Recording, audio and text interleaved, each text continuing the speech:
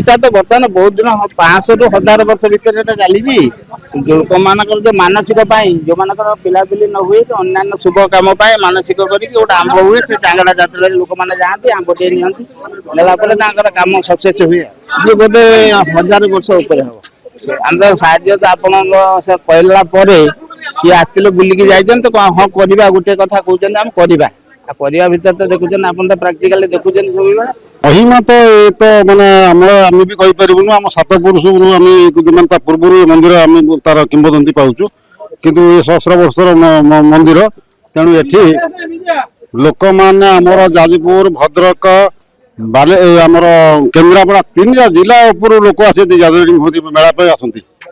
ତେଣୁ ଯୋଉମାନେ ଆସନ୍ତି, ଯୋଉ ସ୍ତ୍ରୀ ଲୋକମାନେ ବନ୍ଧ୍ୟା ଦୋଷ ଥାନ୍ତି, ସନ୍ତାନ ସନ୍ତତି ହଉନଥାନ୍ତି, ସେମାନେ ଆସି ଠାକୁରଙ୍କ ବିଷୟରେ ରହି ଧାରଣା ରହିକି ଆମ୍ବ ପ୍ରାପ୍ତି ସେମାନଙ୍କୁ ଦିଆଯାଏ। ଆମ୍ବ ନେଇକି ସେମାନଙ୍କୁ ପୁତ୍ର ସନ୍ତାନ ହେଇକି ତାପରେ ବି ସେମାନେ ଆସୁଛନ୍ତି ଏଠି। ସମସ୍ୟା ତ କିଛି ମାନେ ହେଇନି।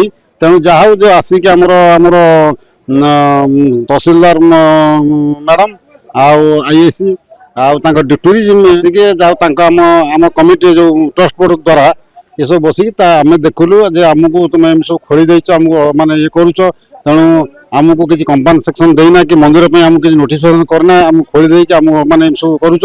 ତେଣୁ ଏ ବାରଙ୍ଗା 24 ମୌଜାର ମେଳା, ତେଣୁ 24 ମୌଜାର ମେଳାର ଇଏ ହେଲା ଆଧ୍ୟାତ୍ମିକ ଦେବୀ। ତେଣୁ ପ୍ରତ୍ୟେକ ଚାଷୀ ଜଣେ ବି ଏଠି ମାନେ ଅନୁକୂଳ କଲେ, ଚାଷ ଅନୁକୂଳ ସିଏ ଆସିକି ଏଠି ଆସିକି ପହଞ୍ଚିକି ଆଗେ ପ୍ରଥମ ପୂଜା କରେ। ତେଣୁ ଇଏ ଅଞ୍ଚଳ ହଉଛି ମାନେ ଆମର ଏପଟେ ବିରୁପା, ଏପଟେ ଗେଙ୍ଗୁଟି, ଆ ଭିତରେ ଦୀପାଞ୍ଚଳ ଭିତରେ ଗୋଟିଏ ମନ୍ଦିର ହଉଛି ଷ୍ଟୋନ ମନ୍ଦିର, ହଉଛି ଧର୍ମହାଟ ମନ୍ଦିର। ତେଣୁ ଆପଣ କେମିତି ଆପଣଙ୍କ ବୁଦ୍ଧ ସାଇଟଟା ମାନେ ଇଏ ରହିବ, ଆମ ମନ୍ଦିର ଇଏ ରହିବ, ତେଣୁ ଏଟା ବ୍ୟବସ୍ଥା କରିବେ। ପ୍ରଶାସନକୁ ଆମେ ଏ କଥା ମାନେ ଜଣେଇଛୁ। ତ ଆଜି ପୃଥିବୀ ପ୍ରସିଦ୍ଧ ରତ୍ନଗିରି ପୀଠ, ସେ ପୀଠ ମହାକାଳ ପୀଠ। ଏଠି ଆମର ଯାତ୍ରା ଦୀର୍ଘ ଦିନରୁ ଚାଲି ଆସିଛି। ବରୀ ନିର୍ବାଚନ ମଣ୍ଡଳୀ ନୁହେଁ, ସମଗ୍ର ଯାଜପୁର ଜିଲ୍ଲାରୁ ଭକ୍ତମାନେ ଏଠି ଆସନ୍ତି ମାଙ୍କର ଦର୍ଶନ କରିବା ପାଇଁ। ଆଜି ଏକ ପବିତ୍ର ଦିନ। ଏ ପବିତ୍ର ଦିନରେ ମୁଁ ଓଡ଼ିଆର ନବବର୍ଷ ମଧ୍ୟ ମୁଁ ମାଙ୍କ ପାଖରେ ପ୍ରାର୍ଥନା କରିବି ଯେ ମୋ ବରୀବାସୀ ସମସ୍ତେ ମଙ୍ଗଳମୟ ହୁଅନ୍ତୁ, ସମସ୍ତଙ୍କୁ ମା ଆଶୀର୍ବାଦ କରନ୍ତୁ।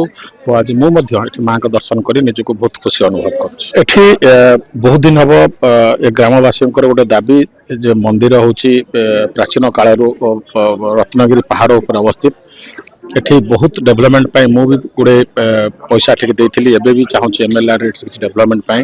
କିନ୍ତୁ ଆର୍କିଓଲୋଜିକାଲ ସର୍ଭେ ASI ଆଉ ଇଏ ଭିତରେ କିଛି ଛିଡ଼ି ପାରୁନାହିଁ। ତ ନିଶ୍ଚିତ ଭାବରେ ଏ କଥାଟାକୁ 15 ଦିନ ଭିତରେ ତାକୁ ମୁଁ ସର୍ବଭାରତୀୟ ଯେ ଟୁରିଜିମ ମିନିଷ୍ଟର ଅଛନ୍ତି ତାଙ୍କର କାନପାତ କରାଇବି, ତାଙ୍କୁ ଲେଟର ଲେଖିବି, ତାପରେ ଦେଖିକି ଡେଭଲପମେଣ୍ଟ କାମ ଆଗକୁ ତ୍ୱରାନ୍ୱିତ କରାଯିବ।